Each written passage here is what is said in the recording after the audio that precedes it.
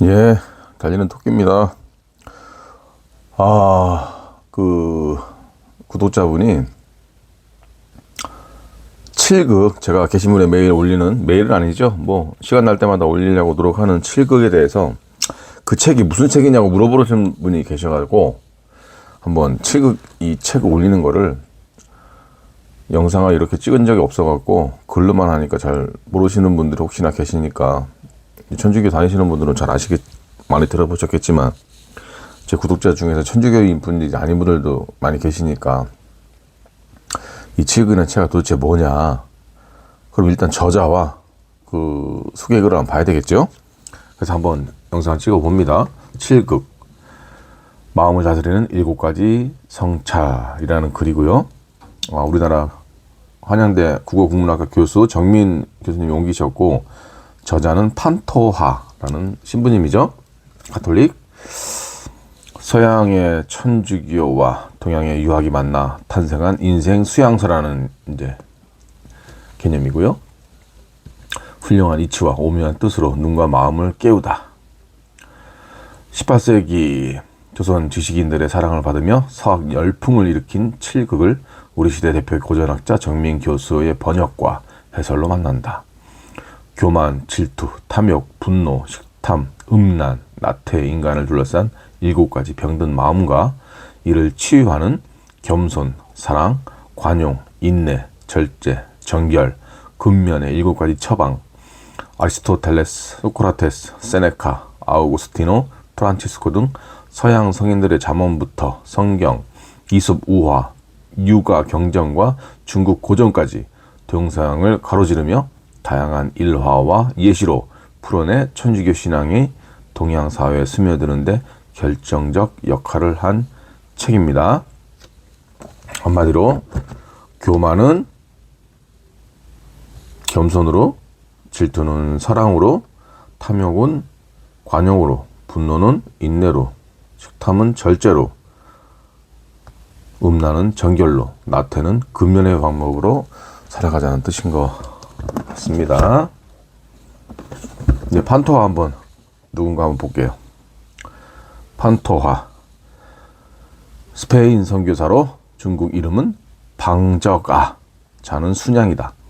1571년 마드리드 인근의 발데모르에서 태어나 1589년 톨레도에 예수회에 가입했다.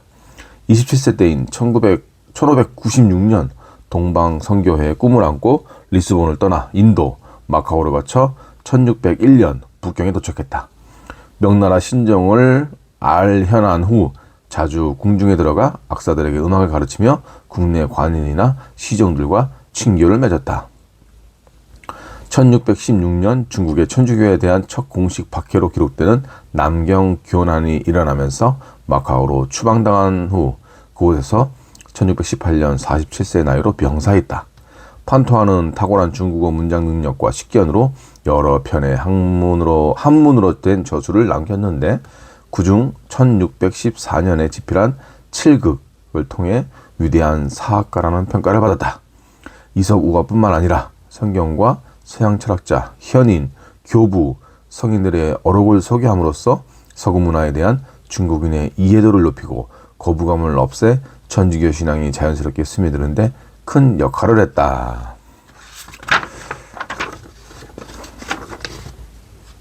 이렇습니다.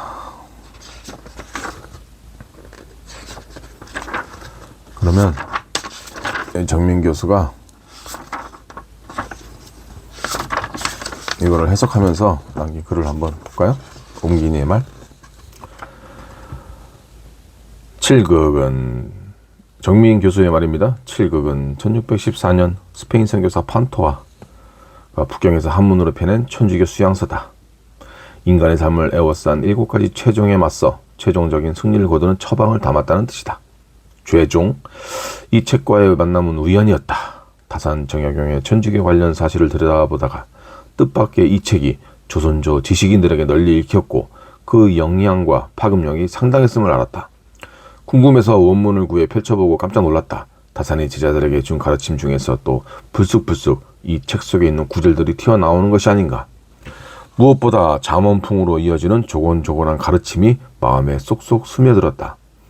처음엔 서양인의 언어 구조로 인해 낯설어진 한문 때문에 글이 눈에 잘 들어오지 않았다. 유난히 포유문과 병렬문이 많아 뒤엉킨 구문에 익숙해지자 그제야 읽기가 한결 수월해졌다.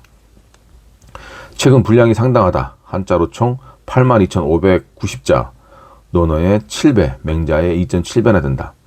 칠극이 조선에 처음 들어왔을 때 성호 이익 같은 대학자는 이 책이 육아의 극기 복례의 가르침과 다른 게 없고 수양 공부에 더 도움이 된다면 높게 평가했다.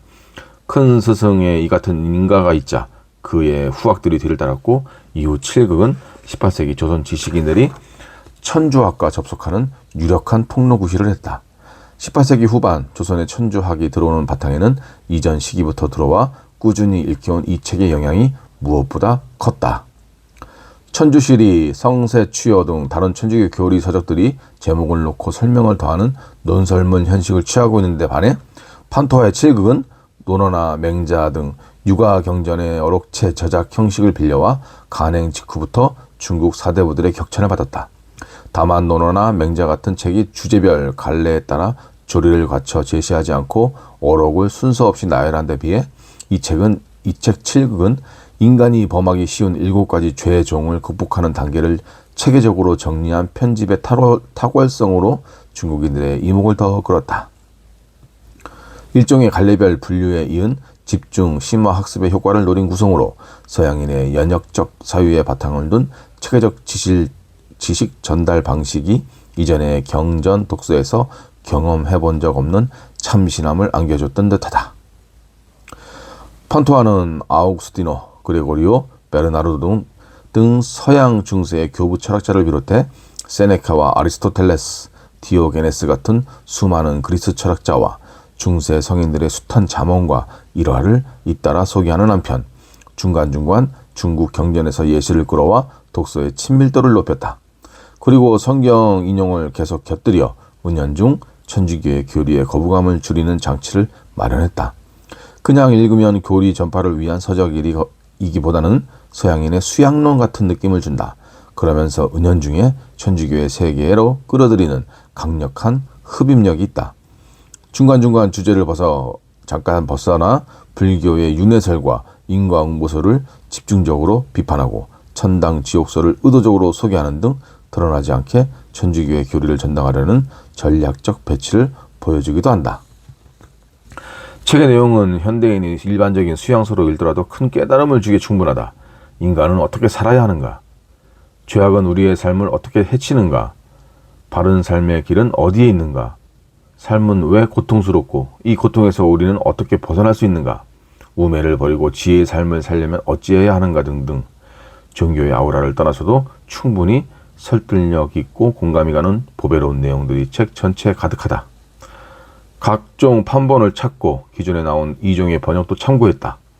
무엇보다 한문 원문을 제시해 대조해 볼 수 있게 했다. 한자로 된 서양 인명과 지명 표기는 좀체 가늠할 수 없는 것이 많아서 찾는데 애를 먹었다. 알렉산더 대왕만 하더라도 역산, 아력산, 아륵산, 아립산 등 여러 가지 표기로 돼 보인다. 예로 니모도 열랑니, 일라니, 협랑니 등 달랐다. 발음만으로는 가늠기 힘든 인명도 적지 않았다. 지명의 경우는 부분 음차가 많아 알기가 더 어려웠다. 154회에 달하는 성경 인용도 한문을 다시 옮기는 사이에 전혀 달라진 구문으로 인해 원 출전을 찾기가 쉽지 않았다.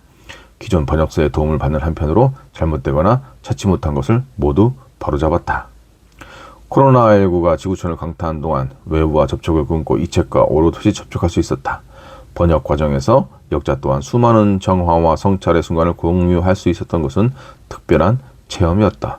원문의 입력과 정리를 제자 이패선이 도와주었고 김양은과 이형우 선생이 초고를 꼼꼼히 검토해 주었다. 성경 구절을 찾고 그때그때 꼭 필요한 도움을 주신 박용식 선생의 성원도 든든한 힘이 되었다. 김영사의 임지숙, 이숙 두 분이 원문과 번역문을 꼼꼼히 검토해 주고는 수고로 여러 부족한 점을 보완할 수 있었다. 두루 고마운 뜻을 표한다. 바깥 세상은 위험이 상존하고 불안한 내면은 늘 요동친다. 인간은 언제 자유로운가? 섭리가 있는가?